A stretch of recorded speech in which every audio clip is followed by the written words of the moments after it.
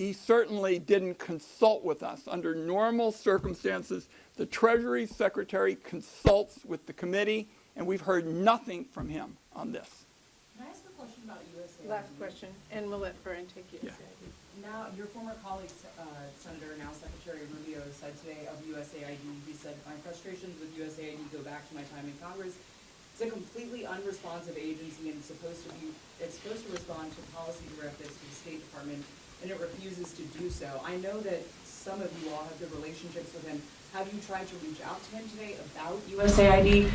Do you remember him talking about this when he was a member? Have you heard this from other Republicans? We've been in constant, my office and a number of us in the Senate have been in constant contact with Secretary Rubio about this. He's been obviously overseas, so a little harder to catch. Here's what I would say about that.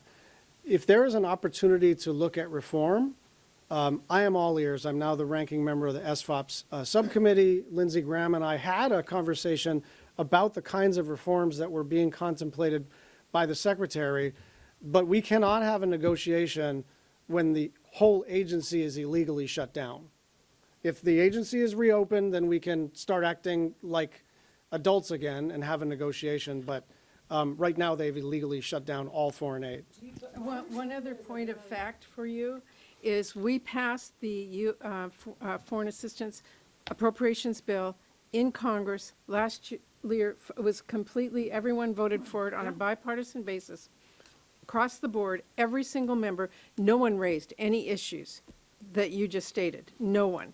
And we had a full committee hearing and markup, and none of that was raised. Can I just ask one follow-up? I have heard from someone with USAID who's stationed abroad who has not been locked out of their systems. You're saying everything is shut down. Is that the case? I can't speak to individual employees. What I can tell you is that money is not flowing. I can tell you that medicine is not being delivered. I can tell you that there is medicine on the dock that was abandoned and spoiled. I can tell you that people are evacuating countries. I can tell you that there is an outbreak of Ebola in Uganda and Marburg virus in East Africa. And all of those programs are either completely shut down or hobbled to the point where people can't deliver aid. And it's not just about providing life-saving care. It's about maintaining stability overseas so that that instability doesn't visit us in the United States. Thank you all very much.